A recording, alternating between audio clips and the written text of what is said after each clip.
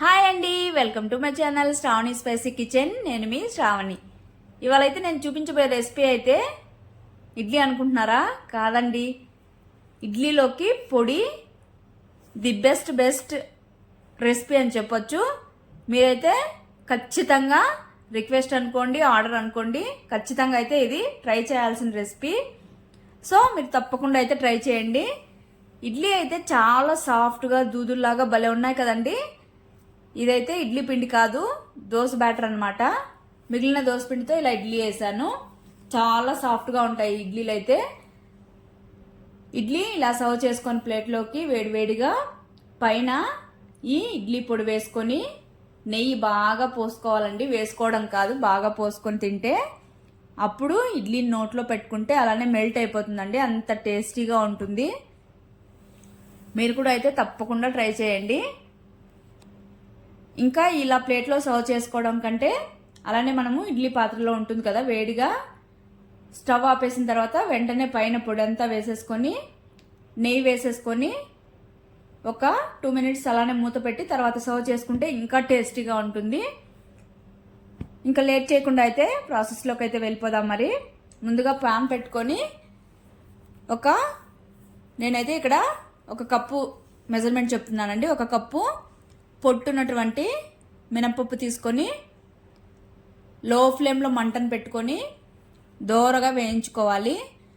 ఇక్కడ ఈజీగా ఒక 20 minutes అయినా పడుతుందండి. లో ఫ్లేమ్లోనే మంటను పెట్టుకొని వేయించుకోవాలి. ఇలా వేయించడం వల్ల అయితే లోపల గింజ వరకు బాగా ఫ్రై అయ్యి టేస్ట్ చాలా బాగుంటుంది. ఇక్కడ వేయించినప్పుడే ఆ స్మెల్ అనేది మనకు తెలుస్తుంది. తర్వాత అయితే మినపప్పు వేగిన తర్వాత తీసి పక్కన పెట్టేసుకొని అదే కప్పుతో ఒక కప్పు శనగపప్పు కూడా తీసుకొని ఇలాగా వేయించుకోవాలి. ఇది కూడా అంతే, బాగా లో ఫ్లేమ్లోనే మంటనైతే పెట్టుకొని వేయించుకోవాలి.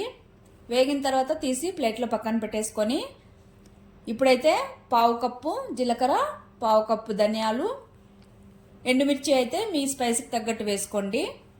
తర్వాత కొద్దిగా కరివేపాకు వేసుకొని కలుపుకుంటూ కుక్ చేసుకోవాలి.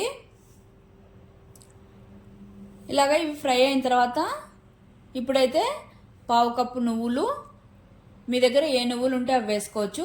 తెల్ల నువ్వులైనా నల్ల నువ్వులైనా. నువ్వులను కూడా చిట్పట్లాడేంత వరకు ఒకసారి మిక్స్ చేసేసుకొని ఫ్రై చేసుకోవాలి. ఫ్రై అయిన తర్వాత తీసి ప్లేట్లో పక్కన పెట్టేసుకొని ఇప్పుడైతే చింతపండు, ఇది కూడా ఒక 2 minutes అలాగా ఫ్రై చేసేసుకొని పక్కన పెట్టేసుకోవాలి. ఇప్పుడు మనం వేయించుకున్నవన్నీ బాగా చల్లారిపోవాలి.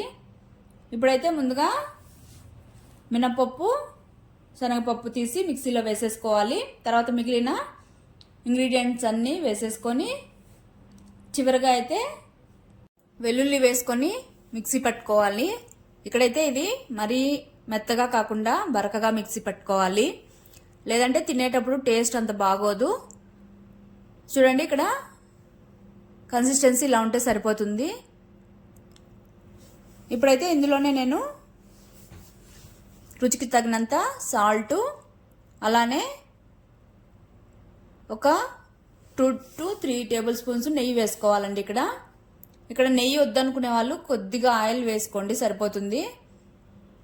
వేసేసుకొని మిక్సీ పట్టేసుకోవాలి. అంతే అండి, మన ఇడ్లీ పొడి అయితే రెడీ అయిపోయింది. అంటే ఎక్కువ రోజులు స్టోర్ ఉండాలంటే ఆయిల్ ఏమి వేయకుండా అలానే డ్రైగా వేయించుకుంటే సరిపోతుంది. మీరు అప్పటికప్పుడు అయితే కొద్దిగా ఆయిల్ వేసుకొని పప్పులు అన్నీ వేయించేసుకుంటే సరిపోతుంది, నెయ్యి వేయకపోయినా. అంటే అండి, చాలా సింపుల్గా అయిపోయింది కదా. టేస్ట్ కూడా భలే ఉంటుందండి. తప్పకుండా ట్రై చేయండి. ట్రై చేసి మీకు ఎలా వచ్చిందో కామెంట్ చేయండి. అలానే మన ఛానల్ అయితే సబ్స్క్రైబ్ చేసుకోండి.